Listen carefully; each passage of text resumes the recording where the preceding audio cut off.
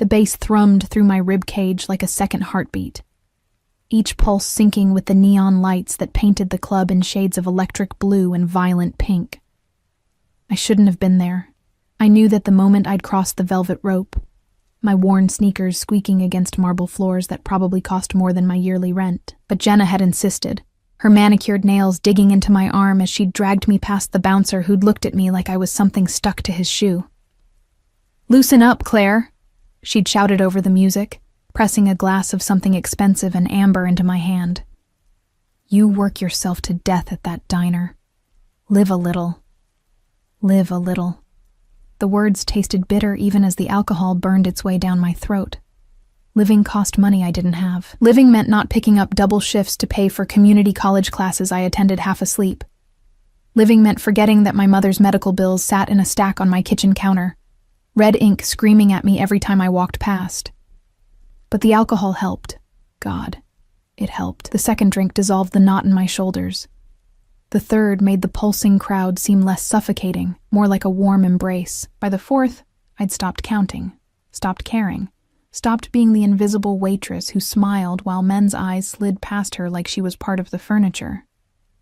The club, Obsidian they called it, was the kind of place where money whispered instead of shouted.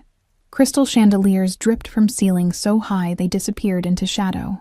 Women in dresses that cost more than my car draped themselves over men in tailored suits, and everyone moved with the easy confidence of people who'd never checked their bank balance before buying groceries.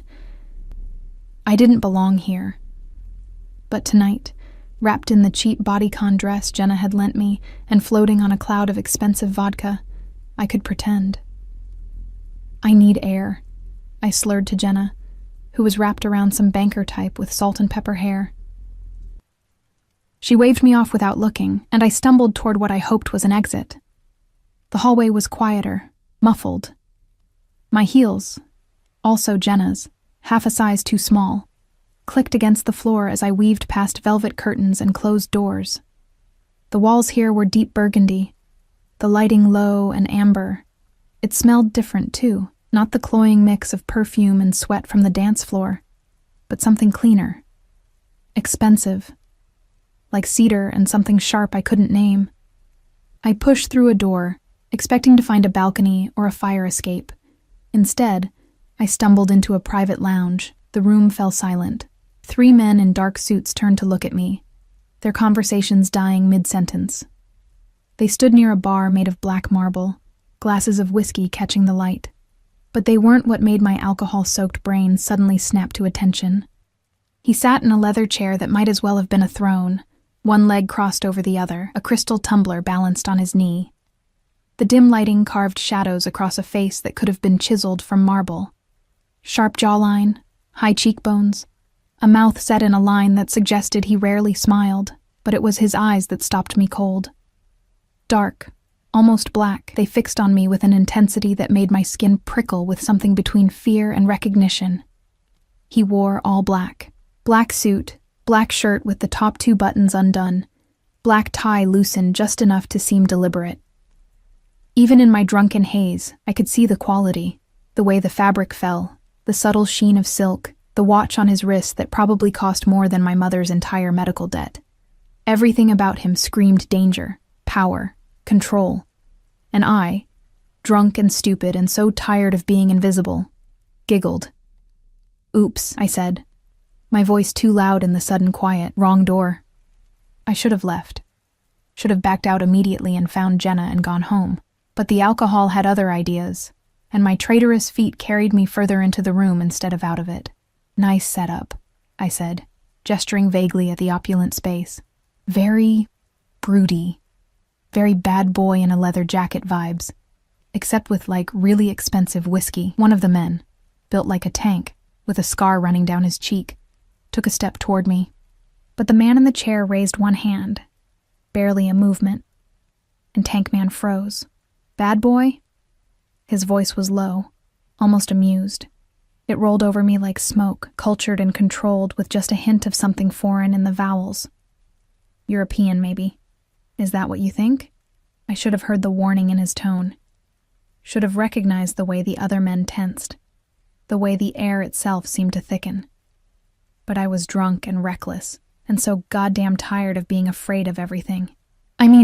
Yeah, I said, leaning against a side table for balance. The whole dark and mysterious thing. The private room. The scary bodyguards. I waved at the men, who looked like they wanted to throw me out a window. I'm dangerous. Stay away. Very attractive in a fictional sense. The corner of his mouth twitched. Fictional. Well, yeah. In real life, guys like you are usually just assholes with daddy issues and trust funds. The words spilled out before I could stop them, liquid courage making me bold and stupid. No offense. The room's temperature seemed to drop 10 degrees. Tankman looked like he might actually implode. But the man in the chair just studied me, his dark eyes moving over my face like he was reading something written there that only he could see. Then he stood. He moved like water, fluid and deliberate, and suddenly I realized how tall he was. 6'3", maybe 6'4". The suit did nothing to hide the breadth of his shoulders, the lean strength in the way he carried himself. He crossed the distance between us in 3 strides, and the smell hit me, cedar and gunpowder, and something clean and masculine that made my knees weak. "You're drunk," he said. It wasn't a question. Very observant, I looked up at him, my neck craning back. This close, I could see details. A thin scar through his left eyebrow, a tiny nick on his jaw from shaving, the way his pupils dilated slightly as he looked down at me. "And you're judgy. We all have our flaws. Judgy," he repeated, like he was tasting the word. Then so fast I didn't see it coming, his hand came up and gripped my chin. Not hard, not bruising, but firm enough that I couldn't look away. His thumb pressed against my lower lip, and I felt that touch everywhere, a spark that traveled down my spine and pooled low in my belly. "Let me clarify something," he said, his voice dropping to barely above a whisper. His face was inches from mine now, close enough that I could feel his breath against my skin. "I'm not a bad boy. Bad boys are children playing at rebellion, looking for attention." His grip tightened just slightly, his eyes boring into mine. "I'm something much worse." My heart slammed against my ribs. The alcohol haze was burning off fast, replaced by a clarity that made everything sharp and bright and terrifying. This wasn't a game. This wasn't some rich playboy at a club. The danger I'd sensed wasn't aesthetic. It was real, thrumming in the air between us like a live wire. My voice came out breathy, small. "I should go." "Yes," he agreed, but he didn't let go. His thumb traced my lower lip once, a touch so intimate and possessive that my breath caught. "You should." Then he released me, stepping back with the same fluid grace. He pulled a phone from his pocket, one of 3 I could see clipped to his belt, and said something low in a language I didn't recognize. One of the other men appeared at my elbow. Not Tankman, but someone younger, with kind eyes that didn't match the hardness of his jaw. "Marco will escort you to your friend," the man said, returning to his chair like I'd already ceased to exist. But just as I turned to leave, dizzy and confused, and feeling like I'd just survived something I didn't understand, his voice stopped me. "What's your name?" I shouldn't have answered. Every self-preservation instinct I had was screaming at me to run. But I turned back, and those dark eyes caught mine again, and I heard myself say, "Claire. Claire Morrison." He smiled then. It was a terrible smile, beautiful and cold and full of promise. "Claire Morrison," he repeated, like he was memorizing it. "Go home, Claire, sleep this off, and pray we don't meet again." The words felt like a curse and a blessing all at once. Marco, polite, silent Marco, guided me back through the maze of hallways, his hand barely touching my elbow, but somehow managing to keep me upright. Jenna was still on the dance floor, and I let Marco deposit me beside her before he disappeared like smoke. "Where did you go?" Jenna shouted, but her words were already fading, drowned out by the sudden rushing in my ears. I touched my lip where his thumb had been, and it burned.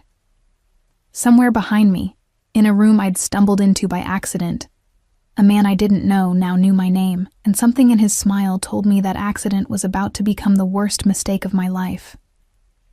Or maybe something whispered in the back of my mind.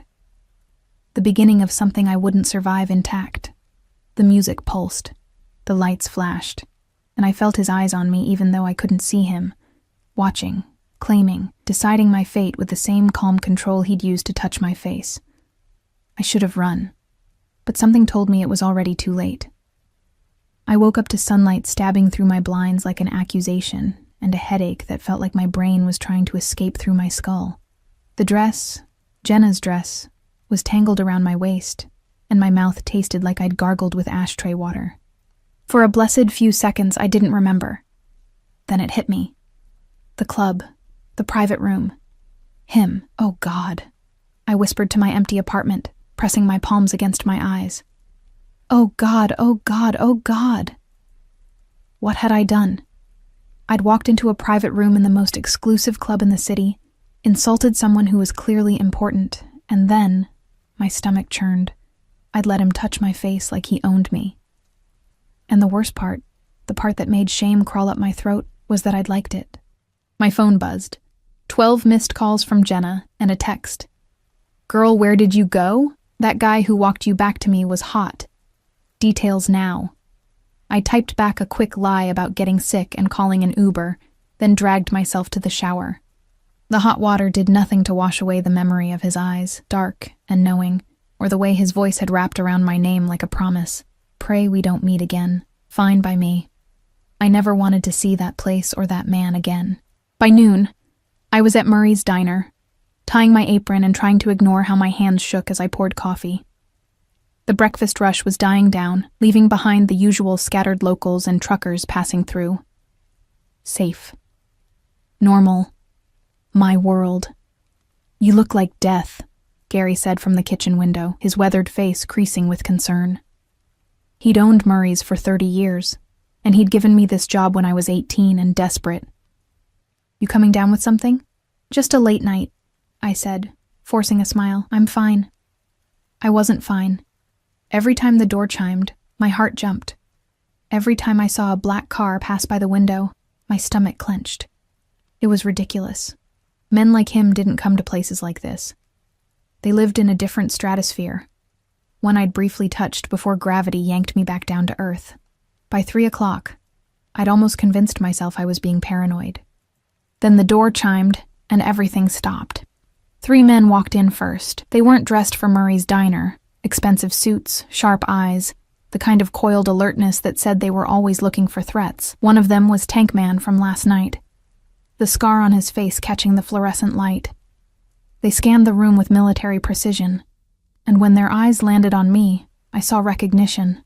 My coffee pot slipped, splashing hot liquid across the counter. Shit, I hissed, grabbing a rag, my hands shaking so badly I could barely clean it up. Then he walked in.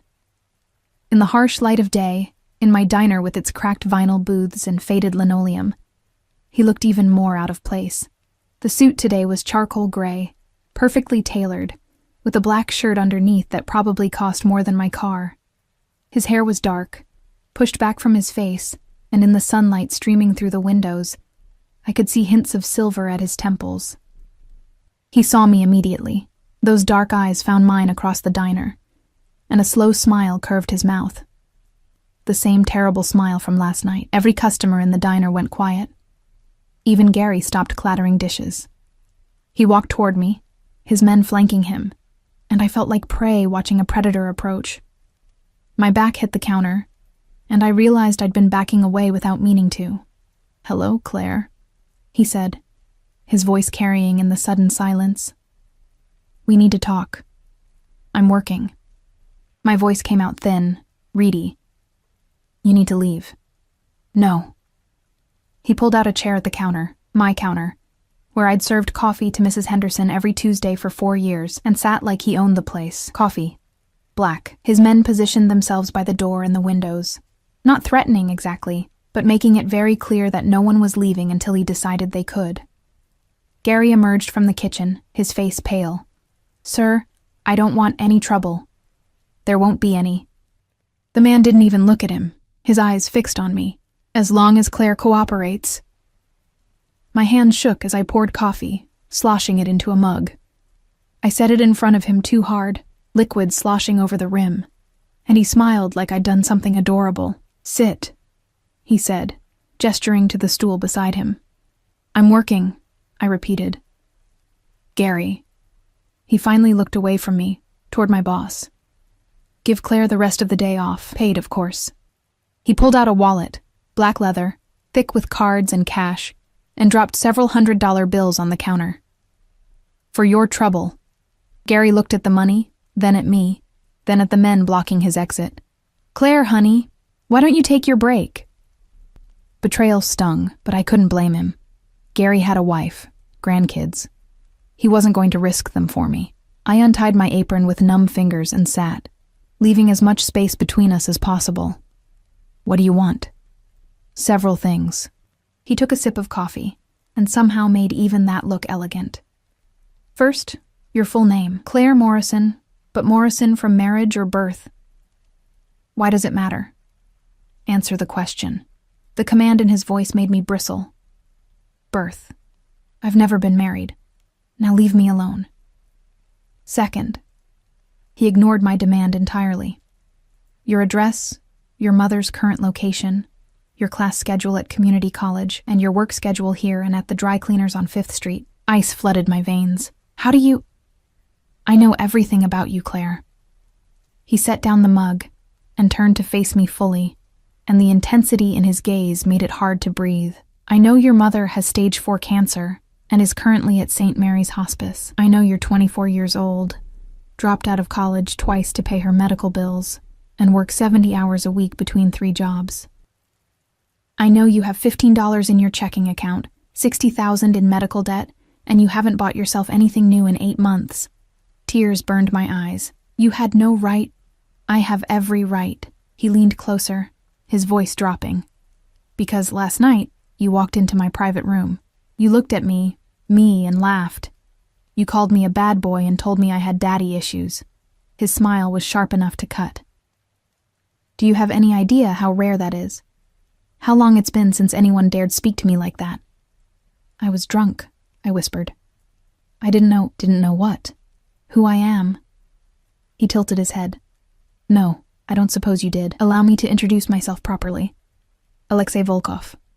And before you ask, yes, that Volkov." The name hit me like a physical blow. Even I knew that name. Everyone in the city knew that name, whispered in the same breath as words like organized crime and untouchable and dangerous. "Oh God," I breathed, "not God, though people do pray to me sometimes." He said it without humor, stating a fact. "Usually they're begging for their lives." I jerked back, my stool scraping against the floor. "Are you threatening me?" "No." He caught my wrist before I could bolt, his grip firm but not painful. "I'm explaining context, so you understand the position you're in." "I didn't do anything wrong," I said, hating how my voice shook. "I stumbled into the wrong room, that's it. I'm nobody. I'm not a threat to you." "No, you're not." His thumb traced circles on the inside of my wrist, right over my racing pulse. "You're something much more problematic." "What? Interesting." The word hung between us like a curse. "Last night you should have died," he continued conversationally, like we were discussing the weather. "Or at the very least, you should have been taught a lesson about respecting boundaries. Do you know what I did instead?" I shook my head, not trusting my voice. "I let you go. And then I couldn't stop thinking about you." His grip tightened just slightly. "About the way you looked at me like I was just a man. About how you tasted fear for only a moment before courage, or stupidity, took over. About how your pulse jumped under my thumb, just like it's doing now." "Please," I whispered. "I don't want any trouble. I'll forget I ever saw you. I'll never go back to that club. You'll do exactly what I tell you." He released my wrist and stood, pulling something from his pocket. A phone, sleek and new, still in its box. "This is yours now. It has one number programmed into it. Mine. You will answer when I call. You will go where I tell you to go. And in return, I will take care of your problems." He pulled out another piece of paper, A check, I realized, my vision blurring as I saw the amount, $60,000, the exact amount of my mother's medical debt. No, I said, shoving it back at him. No, I don't want your money. I don't want anything from you. It's not a request, Claire. He placed the check on the counter, then the phone beside it. Your mother will be transferred to a private facility today. The best oncologists, experimental treatments, whatever she needs. Your debt will be cleared. You'll quit your jobs. All of them. And you will be available when I need you. Need me for what? Horror was crawling up my spine. Ugly scenarios playing through my mind. He leaned down, his mouth close to my ear, and I could feel the heat of him, smell that cedar and gunpowder scent. That's the question, isn't it? I haven't decided yet, but you intrigue me, Claire Morrison. And I always acquire things that intrigue me. I'm not a thing, I bit out, finding a spark of anger through the fear. No. He straightened, and something flickered in his eyes. Approval, maybe, or amusement.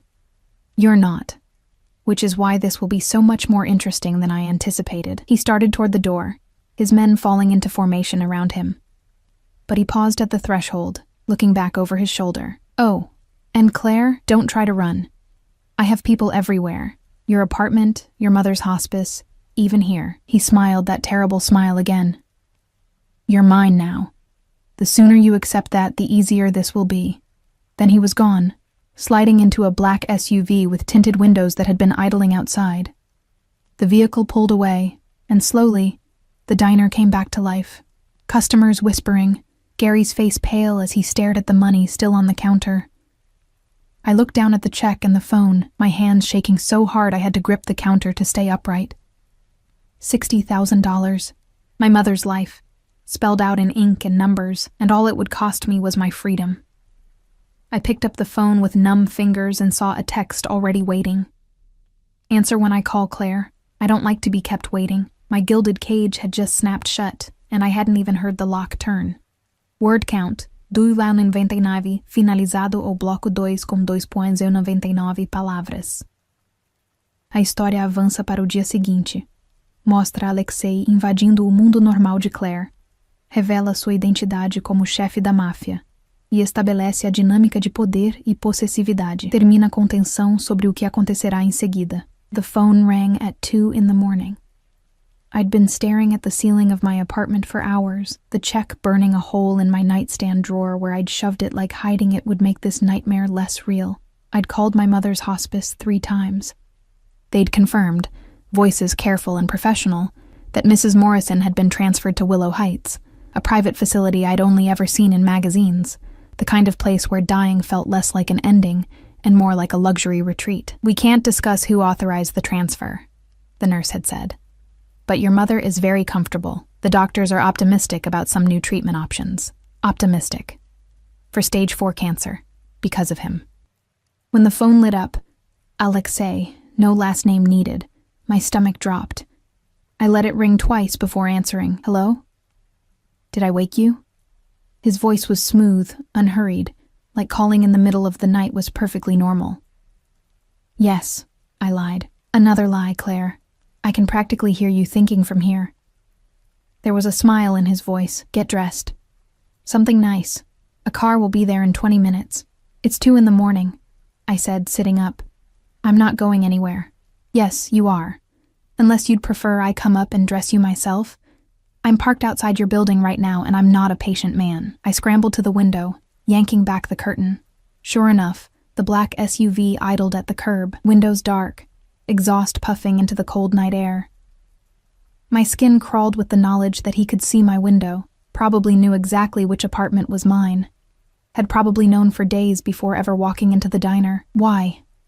My voice cracked. What do you want? I want you to get dressed, Claire. The clock is ticking. He hung up. I stood there, frozen, clutching the phone. I could refuse, could lock my door, call the police, tell them I was being harassed by Alexei Volkov. And then what? The police couldn't touch him. Everyone knew that. And my mother would be transferred back to county hospice, back to dying slowly in a shared room with flickering lights and overwhelmed nurses, back to me working myself to death for treatments that only bought her weeks instead of months. 18 minutes later, I was in the back of the SUV. I'd chosen the only nice thing I owned, a simple black dress I'd bought for my high school graduation and had worn to every funeral and interview since. It was slightly too big now, hanging off shoulders that had gotten bonier over the past year. I'd tried with makeup, but my hands had shaken too badly, so I'd settled for mascara and lip gloss. The driver, not Marco, someone new with dead eyes and scarred knuckles, said nothing as we drove through the empty city streets. We headed away from downtown, toward the waterfront, where old warehouses had been converted into expensive lofts and exclusive restaurants. We stopped in front of a building with no sign, just a number in brass.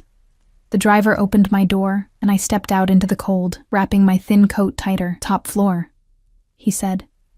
His first and only words to me. The elevator was all mirrors and soft lighting.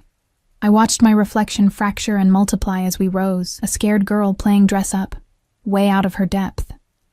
The doors opened directly into a penthouse, and the space stole my breath. Floor-to-ceiling windows overlooked the harbor, the city lights reflecting off black water like fallen stars. The furniture was all clean lines and expensive leather, art on the walls that I suspected was original, not prints. A fireplace crackled with real flames, and the whole space smelled like him, cedar and smoke and money. Alexei stood by the windows, hands in his pockets, silhouetted against the city. He'd changed since this afternoon, black slacks and a white shirt with the sleeves rolled up, exposing forearms corded with muscle and marked with scars that looked like they had stories I didn't want to know.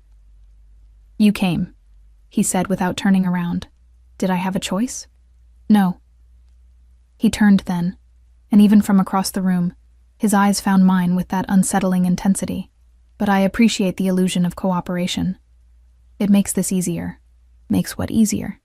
He crossed to a bar cart and poured 2 glasses of something amber. "Come here, Claire." It wasn't a request. I forced my feet to move, crossing the expanse of hardwood until I stood close enough to take the glass he offered. Our fingers brushed, and I jerked back like I'd been burned. He smiled. Still afraid of me. Shouldn't I be? Yes. He took a sip, watching me over the rim. But you're here anyway. That's either very brave or very stupid. I haven't decided which. You didn't leave me a choice, I repeated. My mother is receiving the best care money can buy, and will continue to, as long as you keep your end of our arrangement. What arrangement? You never actually explained what you want from me. He set down his glass and moved closer, and I had to fight the urge to back away. You really don't know, do you? How rare you are. I'm not rare. I'm a broke waitress with a sick mother. I'm the opposite of rare. I'm invisible. To them, maybe. His hand came up, and I flinched. But he just tucked a strand of hair behind my ear, the gesture almost tender. But not to me. When you walked into that room, drunk and fearless, do you know what I saw? I shook my head. Someone who didn't know to be afraid. Who looked at me like I was just a man, not Alexei Volkov, not the Pakhan, not someone to bow and scrape to. Just a man. His thumb traced my cheekbone. Do you understand how intoxicating that is? How dangerous? I don't understand any of this, I whispered. Why me? There are thousands of women in this city who would throw themselves at you. Beautiful women, educated women, who would see my money and power first, who would calculate angles and benefits before they even learned my name. His grip tightened just slightly. You didn't even know who I was. And when you found out, you were terrified, yes, but you still had fire in your eyes. Still told me no. And that's attractive to you? Someone saying no? It's novel. His mouth curved. Everyone says yes to me, Claire. Everyone. They say yes because they're paid to, or because they're afraid to do otherwise, or because they want something from me. But you? He leaned down until his forehead almost touched mine. You said no because you meant it. And I find I want to know what it takes to make you say yes. My heart hammered against my ribs. This is insane. You don't even know me. I know you work 3 jobs to pay for a mother who's dying anyway. I know you sacrifice everything for people who wouldn't do the same for you. I know you're loyal to a fault, brave when you shouldn't be, and so goddamn stubborn you'd rather drown than ask for help. His eyes searched mine. I know you better than you think. Knowing facts about me isn't the same as knowing me. No, he agreed, which is why you're here, so I can learn the rest. He stepped back and I could breathe again. He gestured to a dining table I hadn't noticed, set with white linens and covered dishes. Sit. Eat. You've lost weight you can't afford to lose. I'm not hungry. Sit anyway. I found myself obeying, hating how easily I'd fallen into the pattern. He sat across from me, and one of his men, I hadn't even seen him arrive, appeared to serve the food. Lobster, steak, vegetables that probably cost more than my weekly grocery budget.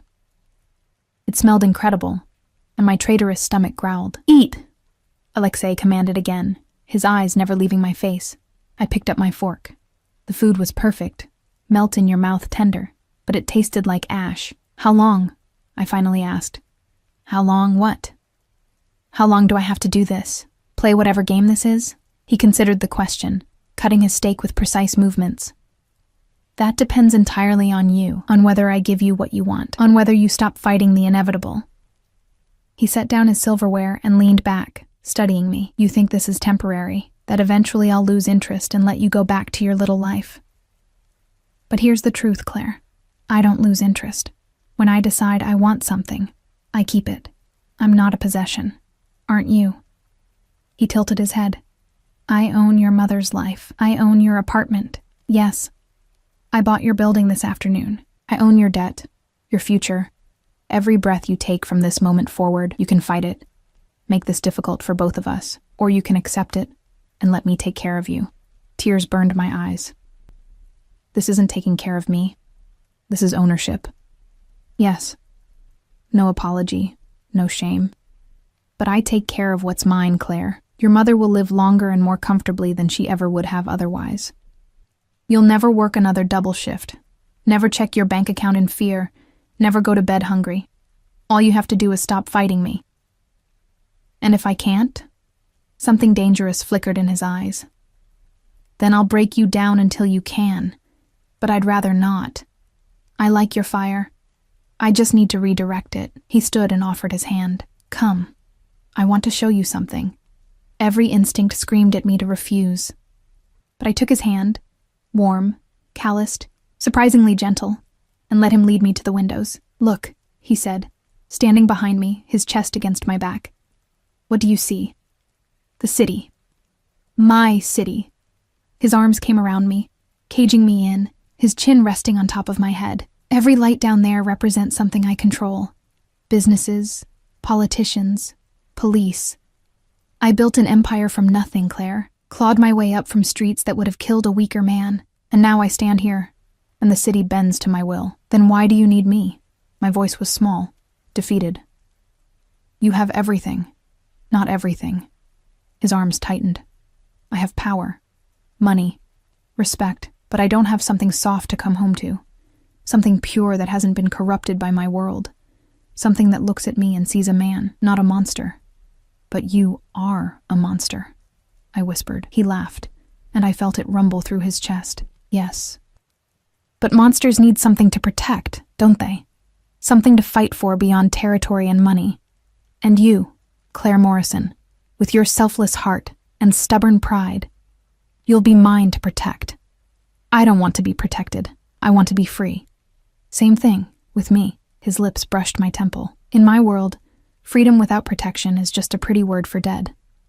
You'll understand eventually. We stood there, wrapped in darkness and city lights, and I felt the cage close tighter. He was warm against my back, solid and real, and I hated how a tiny part of me, a part I didn't want to acknowledge, felt safe despite everything. Take me home, I said finally.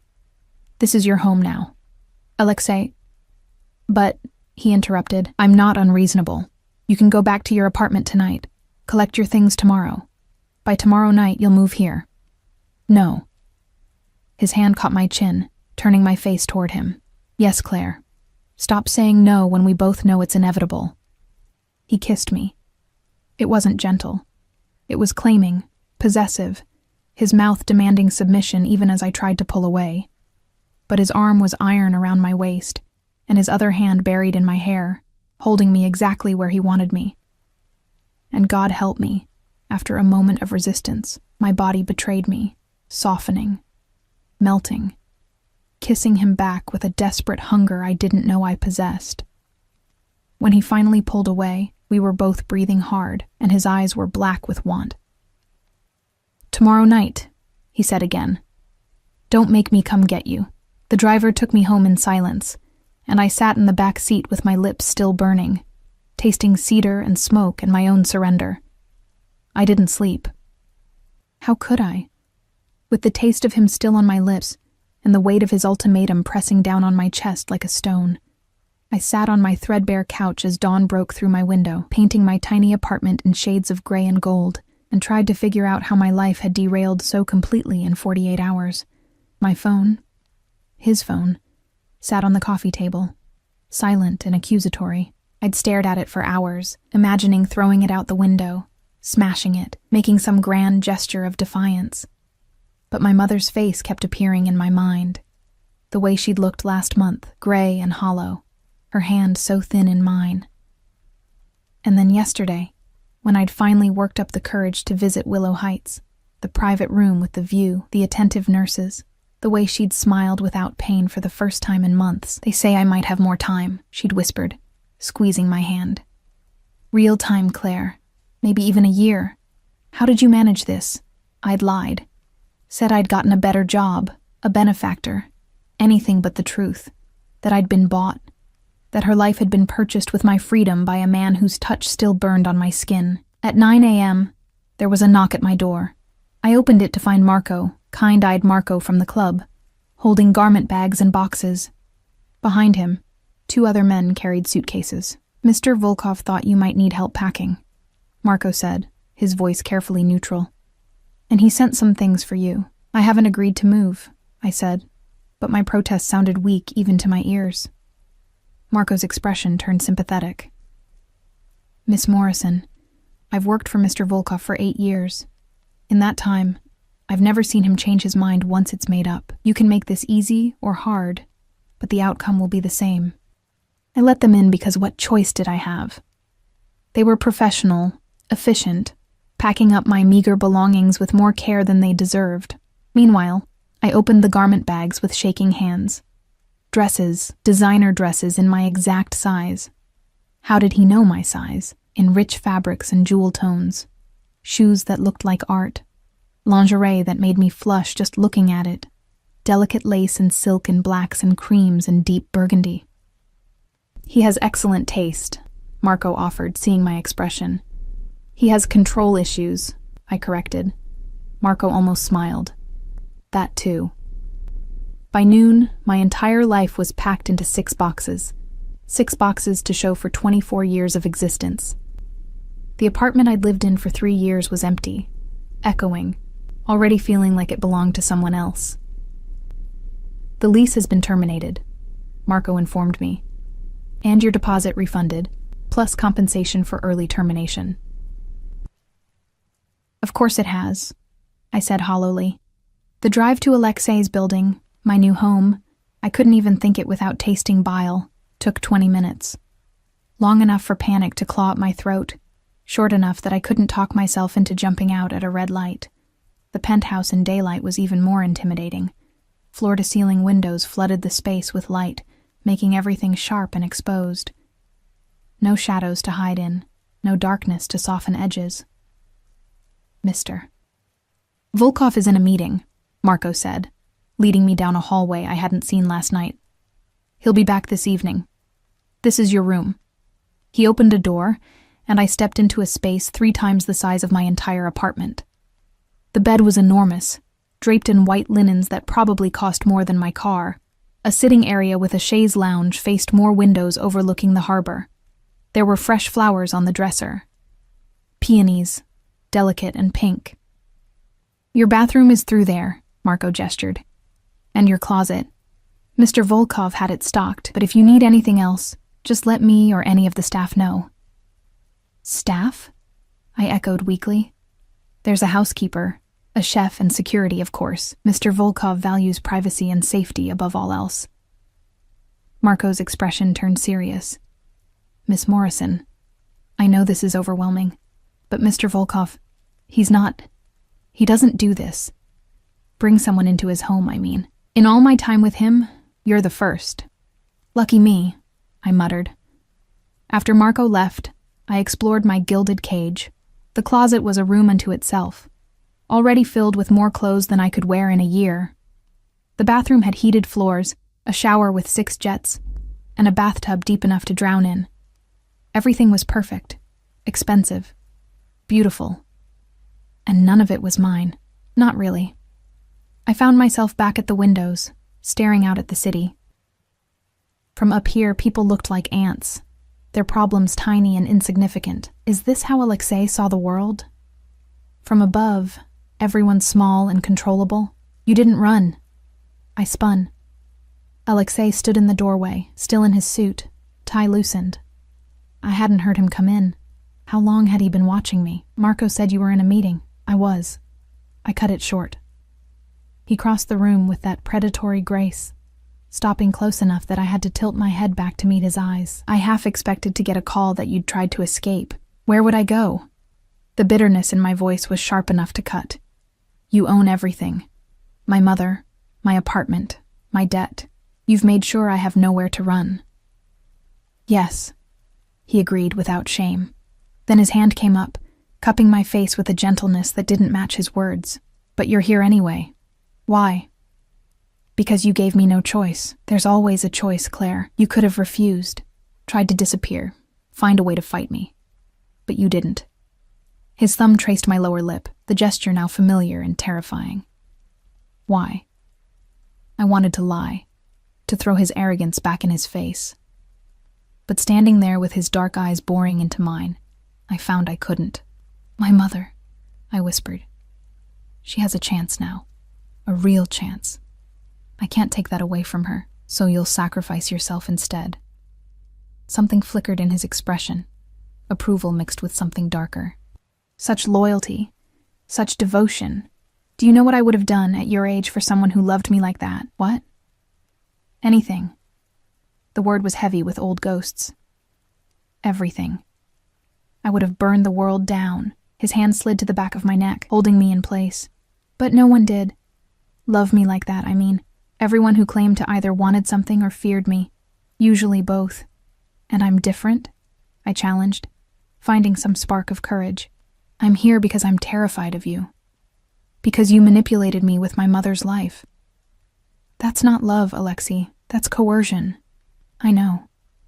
He leaned down until his forehead touched mine. But it's a start. Fear can become something else, given time. And I have nothing but time to spend on you. This is insane, I breathed.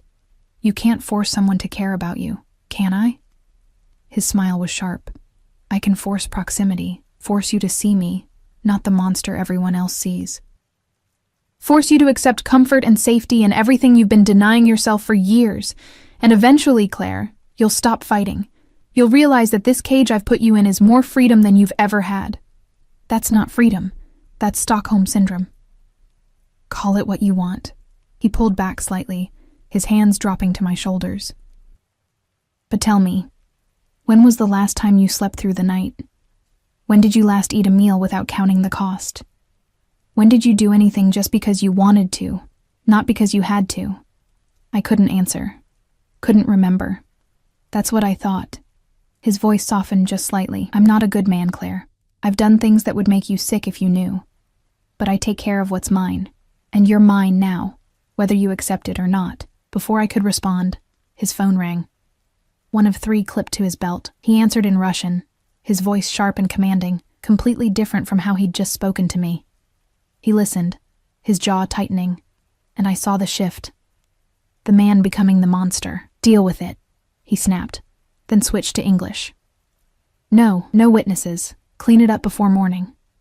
He hung up and turned back to me, and it was jarring how quickly his expression smoothed. I have to go out. There's a situation that needs my attention. What kind of situation? I asked, then immediately wished I hadn't. His smile was cold. The kind you don't want to know about. Stay here. Don't leave the penthouse. Marco will be outside if you need anything. So I'm a prisoner. You're protected, he corrected. There are people who would hurt you to get to me. Until I've made it clear you're untouchable. You don't leave without me or my security. He started toward the door, then paused, looking back. Oh, and Claire, there's a dress in your closet. Black, long. Wear it tonight. We have a dinner to attend. I'm not going to Yes, you are. His voice turned hard. You'll smile, you'll stay by my side, and you'll show everyone that you belong to me. This isn't negotiable. Then he was gone, and I was alone in my beautiful prison. I found the dress. Of course it was perfect. A black silk gown that would cling to every curve, elegant and sophisticated, and completely unlike anything I'd ever worn. There was jewelry, too, in a box on the dresser, a necklace of diamonds that probably cost more than my mother's house. I tried the door to the hallway, locked from the outside. I tried the windows. They didn't open. I was well and truly trapped. Hours passed. I showered, using products that smelled like jasmine and vanilla. I dried my hair, applied the makeup from the vanity that had appeared while I'd been in the bathroom. I put on the dress, the jewelry, the heels that made my legs look miles long. When I looked in the mirror, I didn't recognize myself. This woman was elegant, expensive, someone who belonged in Alexei's world. Not Claire Morrison, the waitress who'd lived on ramen and hope. When Alexei returned at 7, blood on his cuff that he'd tried to wash off, he stopped dead at the sight of me. Bоже mой, he breathed. You're stunning. I'm dressed up like a doll, I corrected. My doll. He crossed to me, taking my hand and spinning me slowly. Mine to dress, mine to protect, mine to show off. His eyes were hot, possessive. Every man at that dinner will want you, and every one of them will know they can't have you, that you're mine. He kissed me then, hard and claiming, tasting like whiskey and danger. And when he pulled back, leaving me breathless and flushed, he smiled. Let's go show them who you belong to. The car ride was silent, Alexei's hand possessive on my thigh.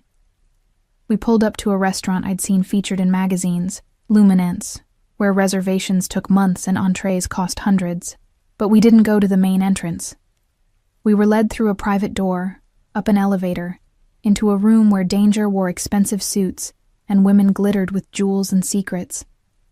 Alexei's hand found the small of my back, guiding me into the lion's den. Gentlemen, he announced, his voice carrying, I'd like you to meet Claire, my Claire. And just like that, I became property in front of an audience. The dinner was a blur of faces and false smiles, of men whose eyes lingered too long and women whose gazes were pure calculation. Alexei kept me close, his hand always touching me, my back, my hand, my knee under the table, claiming me over and over with casual possessiveness. So tell me, Claire, one man said, Dmitri, someone important in Alexei's organization, how did you capture our Pakhan's attention? He's famously unattached. I called him a bad boy, I said before I could stop myself. The table went silent. Then Alexei laughed, a real laugh, warm and surprised, and pulled me closer. And I told her she had no idea, he finished, kissing my temple. But she's learning. The message was clear. I was his, untouchable, under his protection and his control.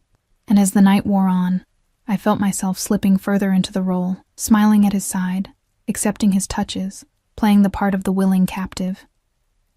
Because what choice did I have? When we finally returned to the penthouse, I was exhausted, emotionally, physically, completely drained. You did well tonight, Alexei said, removing his jacket. They'll think twice before approaching you now. Is that what this was? Marking territory? Yes.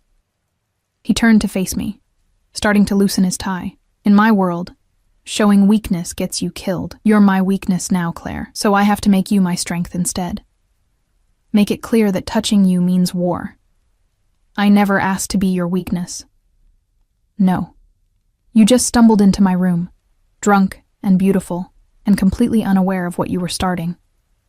He crossed to me, backing me up until my legs hit the bed. But here we are. And now we both have to live with the consequences. His hand cupped my face, and I saw something in his eyes, want mixed with something softer, more dangerous. Tell me to stop, he whispered, his thumb tracing my lower lip. Tell me you don't feel this thing between us, and I'll walk away. Sleep in another room. Give you space. I should have said it. Should have told him to leave, to give me time. Anything to slow this freight train we were on. But I couldn't. Because despite everything, the fear, the coercion, the cage he'd locked me in, I did feel it. That pull, electric and terrifying, that made my skin burn where he touched me. So I said nothing, and Alexei smiled like I'd just given him the world. He kissed me like he was claiming something he'd already owned, his mouth demanding and sure. My hands fisted in his shirt, torn between pushing him away and pulling him closer, and my body made the choice for me, arching into him, surrendering to the heat that had been building between us since that first night in the club. Claire. He breathed against my lips, and hearing my name in his voice like that, reverent, desperate, undid something in me. We fell onto the bed in a tangle of silk and desperation, and for those hours, I let myself forget. Forget the cage. Forget the coercion. Forget everything except the way he touched me like I was something precious and breakable and his. When I woke in the early morning light, wrapped in Egyptian cotton sheets in Alexei's arms, reality came crashing back. What had I done? I'd slept with my captor, let him touch me, claim me, mark me as his in the most fundamental way, and God help me, I'd wanted it, had begged for it, my voice breaking on his name as he'd taken me apart piece by piece. "Stop thinking so loud," Alexei murmured, his voice rough with sleep. His arm tightened around my waist, pulling me back against his chest. "I can hear your regret from here. I should regret it," I whispered. "But you don't. Not really." His lips found the curve of my shoulder, gentle. "You're angry that you don't regret it. That's different." He was right, and I hated him for it. "What happens now?" I asked. "Now?" He rolled me to face him, and in the soft morning light, he looked younger, less dangerous, almost human. "Now you stop fighting the inevitable. Accept that you're mine. Let me take care of you the way you deserve. By keeping me prisoner, by keeping you safe." His hand traced down my spine. "There are things happening, Claire. Movements in my organization, challenges to my authority. Having you here, making it clear you're under my protection. It's not just about possession. It's about keeping you alive." Fear spiked through me. "What kind of things?" "Nothing you need to worry about," but his expression had hardened, the man becoming the monster again. "I'll handle it." The next few weeks fell into a strange routine. Alexei would leave early, dealing with business I didn't want to understand. I'd spend my days in the penthouse, reading, learning to navigate my new life. My mother's condition improved steadily. She'd gained weight, had color in her cheeks again, talked about maybe seeing next Christmas. And at night, Alexei would come home to me. We'd have dinner. Sometimes he'd cook, surprisingly domestic as he moved around the kitchen with the same precision he brought to everything. We'd talk, carefully avoiding topics like my freedom or his business. And then he'd take me to bed, and I'd let myself pretend this was normal, that I was here by choice. But the illusion shattered 3 weeks after I'd moved in. I woke to voices, angry, sharp Russian from the living room. Alexei's voice, cold with fury, and another man's, defensive and afraid. I pulled on a robe and crept to the doorway. Alexei had someone on their knees in front of him. Marco and 2 other guards stood nearby, weapons drawn. The man on his knees was young, maybe 25, bleeding from a cut above his eye. "You stole from me," Alexei said, his voice conversational. $300,000, moved through accounts you thought I wouldn't notice. "Pakan, please, I can explain." "I don't want explanations. I want you to understand what happens when you betray me." Alexei pulled a gun from his waistband, and my heart stopped. "Alexei, no," I gasped, stepping into the room before I could think better of it. Everyone froze. Alexei's head snapped toward me, his expression darkening. "Get back in the bedroom, Claire. You can't just kill him." "Yes, I can." His voice was ice. "This is my world, my rules, and thieves get 1 warning." He turned back to the man. "You're lucky I'm in a good mood. You get to keep your life, but your brother's debt? Tripled. And you work for me until it's paid. Understood?"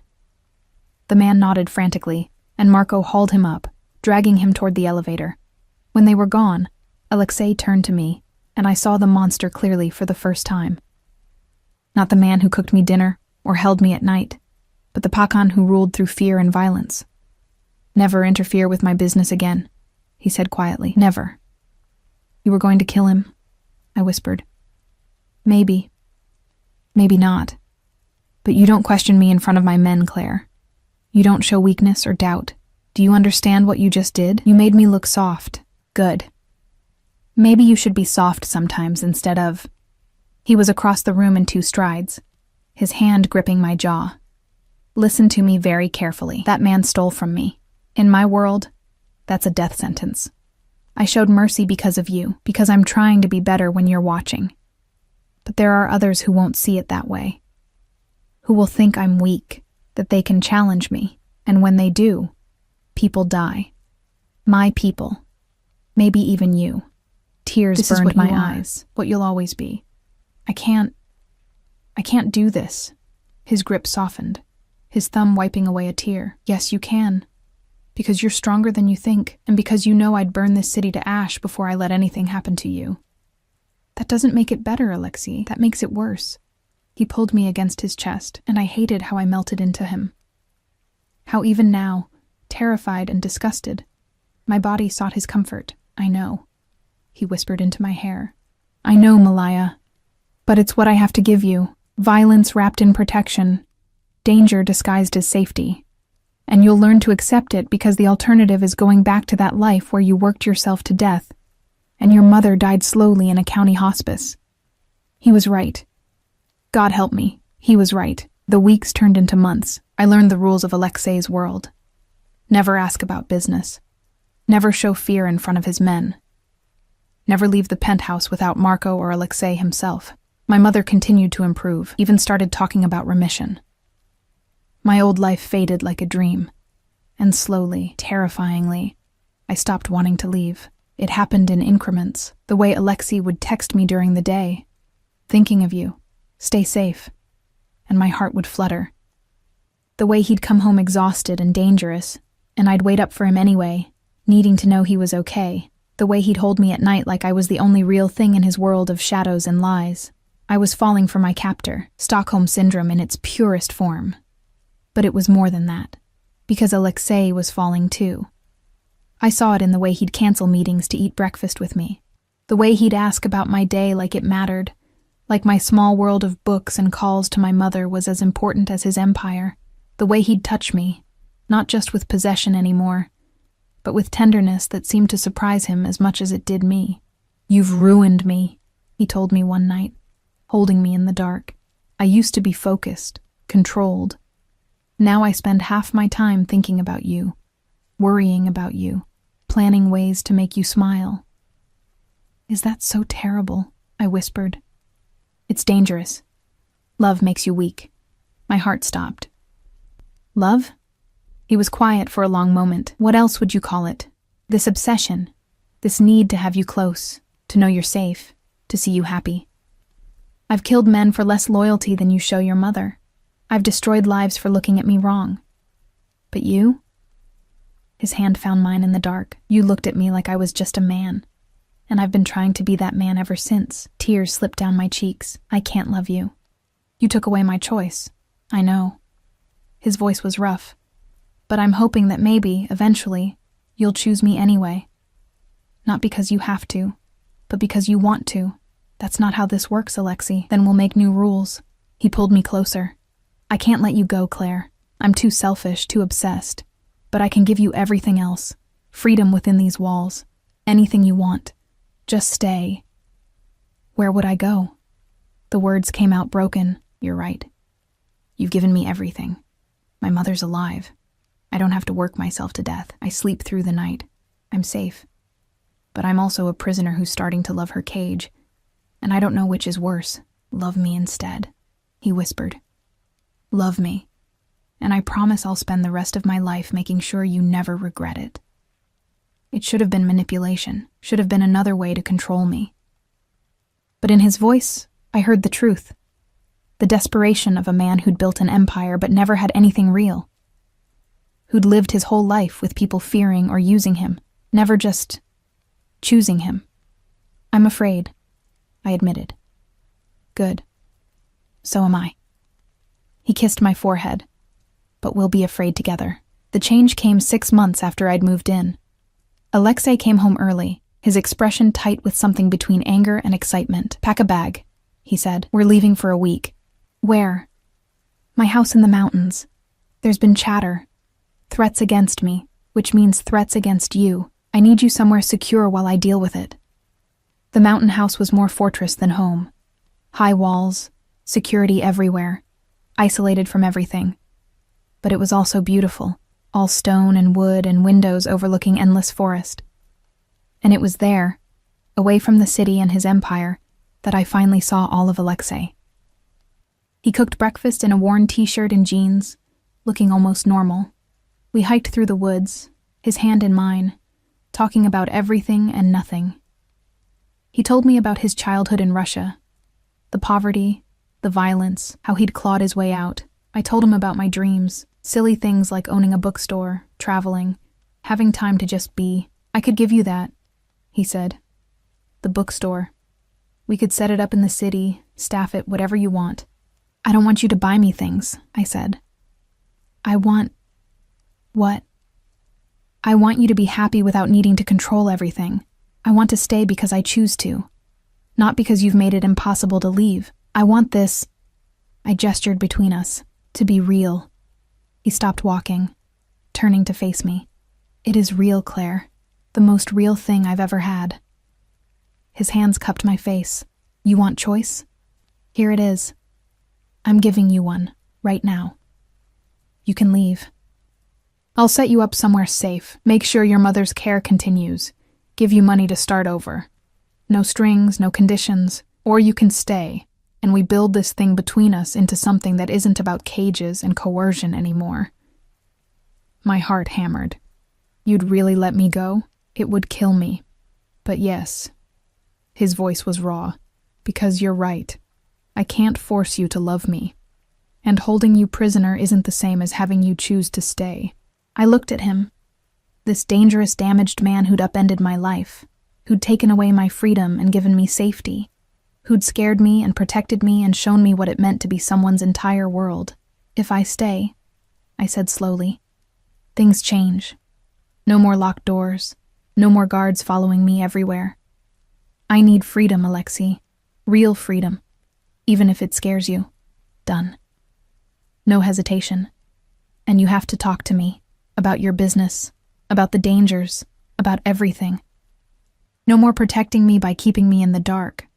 Done. And you have to trust me. Trust that I won't run. That I'm choosing this. Choosing you.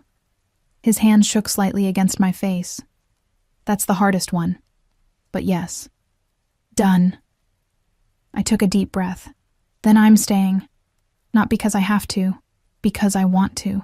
The kiss was different this time, not claiming or possessive, but grateful. Relieved. Like he'd been holding his breath for months and could finally breathe. I love you, he said against my lips. I know I've done everything wrong, handled this all wrong. But I love you, Claire. And I'll spend the rest of my life proving I can be worthy of you choosing me. I love you too, I whispered, and felt the truth of it in my bones. God help me. I love you too. We stayed in the mountains for a week, and when we returned to the city, something had shifted. The cage was still there, his security, his need to protect me, his world of danger and violence. But the lock was gone. Alexei kept his promises. I could leave the penthouse when I wanted, go where I chose.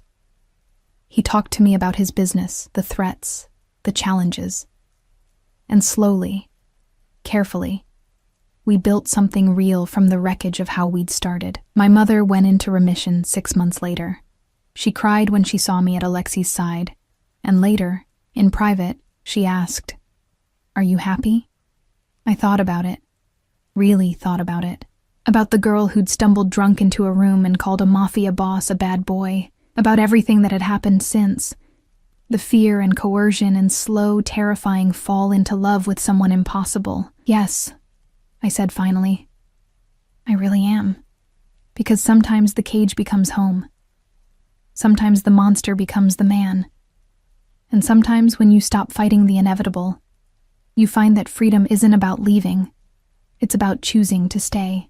Alexei found me by the windows that night, looking out at the city lights. "What are you thinking?" he asked, pulling me back against his chest.